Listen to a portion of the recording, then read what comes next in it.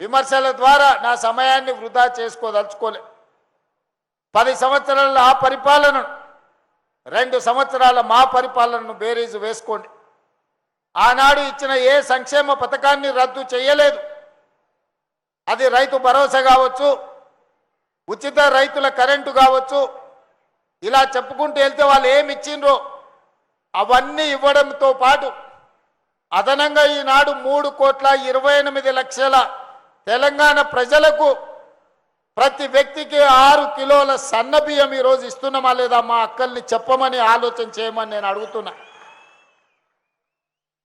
ఆయల్లో దొడ్డు బియ్యం ఇస్తే బర్రెలకు దాన పెట్టుకునే పరిస్థితి, కోళ్ళకు దాన పెట్టుకునే పరిస్థితి. ఇవాళ సన్న బియ్యం ఇస్తే మన సంటి పిల్లలకు బుక్కెడు బువ్వ పెట్టే పరిస్థితి.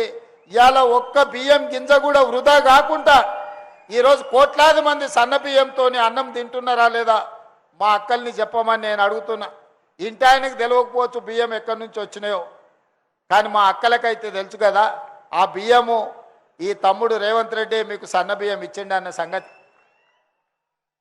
ఆనాడు ఊర్లలో వ్యవసాయానికి ఉచిత కరెంట్ ఇస్తుంటే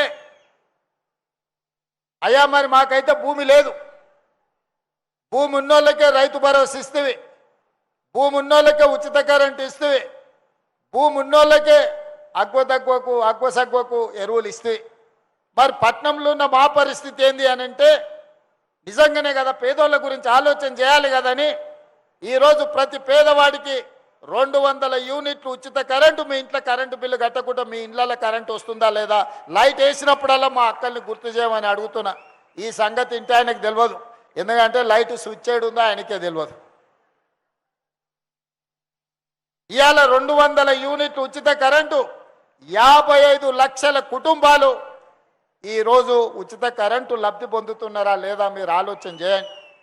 ఆ ఎల్ల దీపం పథకం ద్వారా ఇందిరాగాంధీ గారి వారసత్వంగా వచ్చిన సోనియా గాంధీ గారు కట్టెల పొయ్యి మీద వంట వండితే ఆ పొగ ఊపిరితిత్తుల్లోకి పోయి ఆడబిడ్డలు క్యాన్సర్ వచ్చి చచ్చిపోతుంటే, కళ్ళు మండిపోతుంటే పిల్లలకి ఎట్లయినా వండి పెట్టాలి అని క్యాన్సర్ బారిన పడ్డా మా అక్కల బాధను భరించింది. సోనియమ్మ ఆడబిడ్డల కష్టాన్ని ఆలోచన చేసి కట్టెల పొయ్యిని తీసి అటక మీద పెట్టుండ్రి, దీపం పథకం కింద స్టవ్ సిలిండర్ ఇస్తా, 400 రూపాయలకే మీకు సిలిండర్ ఇస్తా అని ఆ ఎల్ల పథకాన్ని సోనియమ్మ ప్రవేశపెట్టింది. ఆ తర్వాత వచ్చిన మోడీ గారు 400 సిలిండర్ను 1200 చేసిరు. మా అక్కలు కష్టపడి ఇండ్లల్లో పనిచేసి పరిశ్రమలలో పనిచేసి ఉద్యోగాలు చేసి సంపాదిస్తే నెలకు సిలిండర్ కొనుక్కుంటే 1200 ఆ సారు మన పర్సులకి వెళ్ళి గుంజుకపోతుండే. తెలియని దొంగ మనకు తెలియకుండానే మన పర్సులకి వెళ్ళి 1200 కొట్టుకపోతుండే. మరి అట్లాంటిది ఇవాళ మా అక్కలు సిలిండర్ కొంటే 500 రూపాయలకే ఇవాళ మా అక్కలు సిలిండర్ తెచ్చుకుంటున్నారు. అదేవిధంగా ఆయనలో బతుకమ్మ చీరలు, పండుగ పూట చీరలు పెడతాం, బతుకమ్మ ఆడుకోవాలని చీరలు ఇస్తే ఆ చీరలు ఇంటి ముందల ఊర్లలో వ్యవసాయ పొలాల కాడ పిట్టల్ని బెదరగొట్టడానికే కట్టేటోళ్ళు. ఇంటి ముందల మన ఏంది అది కర్టెన్ లాగా కట్టేటోళ్ళు మా అక్కలు ఇట్లా రూమ్కు మధ్యలో పరద లెక్క.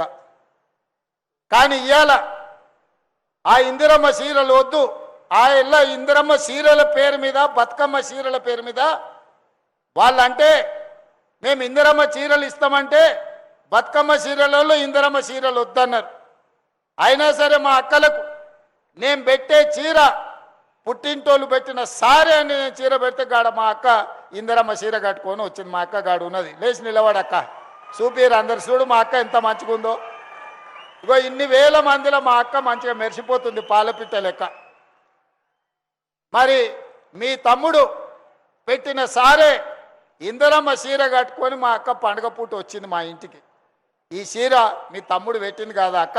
1,00,000 మందికి ఇందిరమ్మ చీరలు ఈరోజు రాష్ట్రంలో 1,00,000 మంది ఆడబిడ్డలకి ఇవాళ నేను ఇందిరమ్మ చీర పెట్టిన.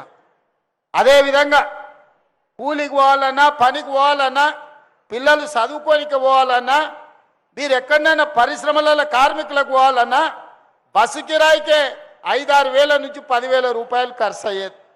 ఇక అమ్మగారింటికి పోవాలంటే ఇక అవాసకు పున్నాకు కూడా ఇంటి ఆయన పోనిచ్చేటోడు కదా, దండగమారు ఎవరం ఎందుకమ్మా ఏమున్నది చూడలేదా మీ అమ్మని పుట్టినప్పటి నుంచి ఆడుకోతావు అనేటోడు. అమ్మవారిని దర్శించుకుందామంటే ఆ అవకాశమే లేదు.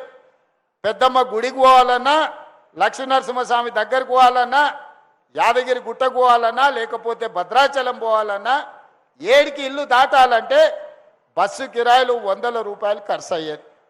మరి ఇవాళ మా అక్కల్ని అడుగుతున్నా, తెలంగాణ రాష్ట్రం నలుమూలల 7 తారీఖు నాడు నేను ముఖ్యమంత్రి అయితే 9 తారీఖు 2023 నాడు ఆడబిడ్డలకు ఆర్టీసీ బస్సుల్లో ఉచిత ప్రయాణం. మిమ్మల్ని ఎవరన్నా బస్సు కిరాయి పైసలు అడిగితే నా ఫోటో పర్సులో పెట్టుకొని మా తమ్ముడు పట్నం వాళ్ళు ఉంటారు తెచ్చుకోపోండి అని కండక్టర్కి చూపించామన్నా, మా పొన్నం ప్రభాకర్కి చూపించామని చెప్పిన. ఆయేళ్ళటి నుంచి ఇయ్యాలటి దాకా మా అక్కలు చెప్పాలి. మా అక్కలు ఎప్పుడు నిజమే చెప్తారు. ఎవరన్నా 1 రూపాయి మిమ్మల్ని బస్ కిరాయి అడిగినరా అక్క? అడిగినరా? మరి ఇవాళ మీకు 12,000 కోట్ల రూపాయలుగా పొన్నం ప్రభాకర్ సార్కు నేను కట్టినా మీ తరఫున.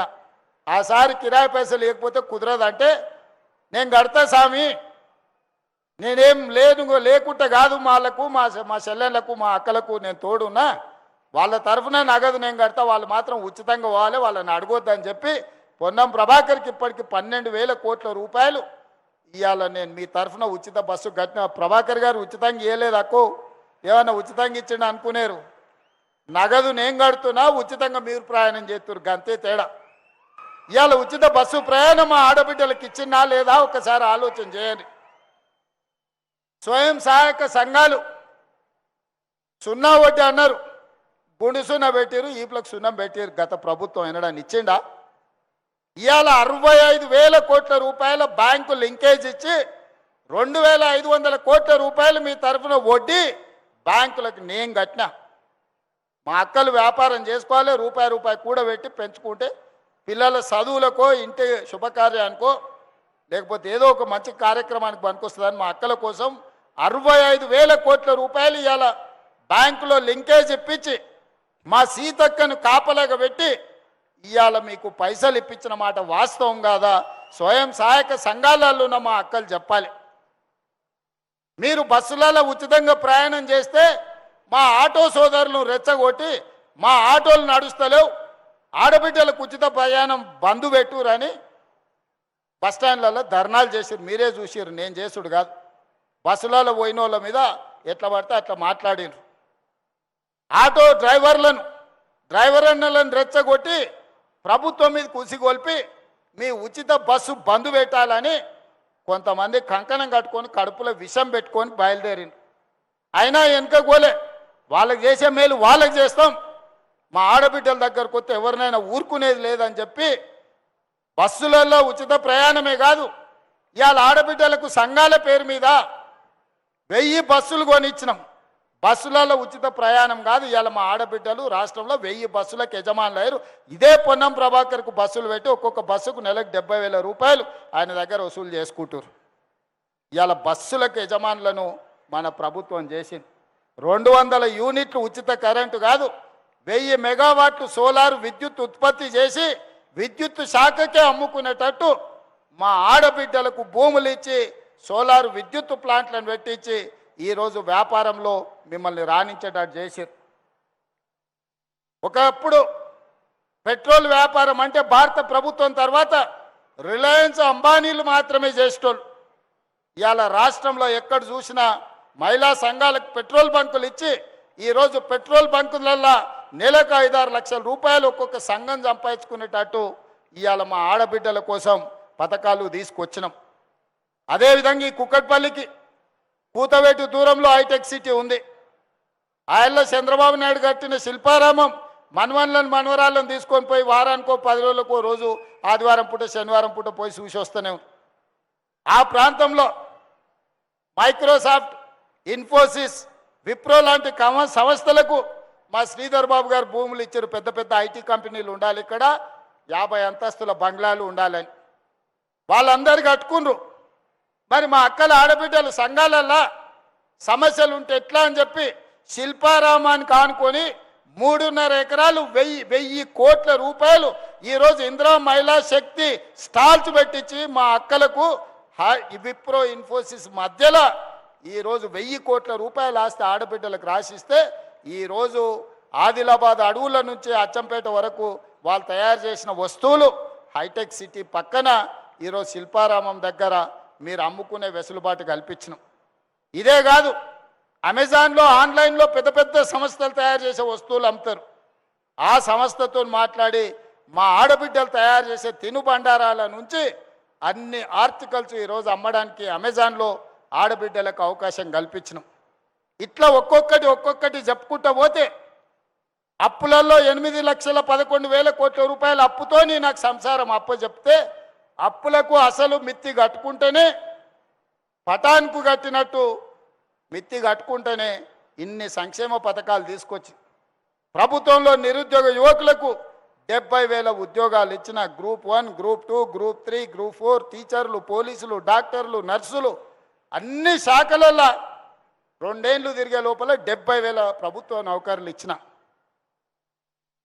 పట్నం పెరిగింది, అవసరాలు పెరిగినాయి. డబుల్ బెడ్రూమ్ ఇండ్లు అన్నాడు. ఆనా పెళ్ళంటల కోట శ్రీనివాసరావు పైన కోడిని కట్టి కింద ఉత్తన్నం తిన్నట్టు పేదోళ్ళందరికీ ఊరిచ్చి చెప్పిండు ఆయన. కొడుకొస్తే ఆడు, కోడలు బిడ్డ వస్తే ఆడు ఉంటుంది, అల్లుడు వస్తే ఆడమంటాడు. కొడుకు కోడలకు ఉండాలి కదా, కోడి పిల్లను కుక్క పిల్లను ఉంటే కట్టేసుకోనిక ఉండాలి కదా. ఇందిరమ్మ ఇండ్లు, డబ్బా ఇండ్లు వద్దు, డబుల్ బెడ్రూమ్ ఇండ్లు ఇస్తా అన్నాడు. మరి ఇంతమంది వచ్చారు, అక్క ఎవరికన్నా వచ్చినాయి డబుల్ బెడ్రూమ్ ఇండ్లు ఇచ్చిండా? ఆడోటి ఈడోటి కడితే కూడా 50 కిలోమీటర్లు అవతల కట్టిరు. మనం పని చేసుకునేది ఇక్కడైతే, మనం పనిచేసే పరిశ్రమ ఇక్కడ ఉంటే, ఇండ్లల్లో పనిచేసే మనం ఇక్కడ కుదురుకుంటే, చిన్న దుకాణాలలో పనిచేసే వాళ్ళం పేదోళ్ళం 30-40 కిలోమీటర్ల అవతల కొల్లూరులోనో లేకపోతే మేడ్చల్ అవతలనో డబుల్ బెడ్రూమ్ ఇండ్లు కడితే మనం పోయేదేనాడు, ఉండేదేనాడు, మళ్ళీ వాపసు వచ్చేదేనాడు.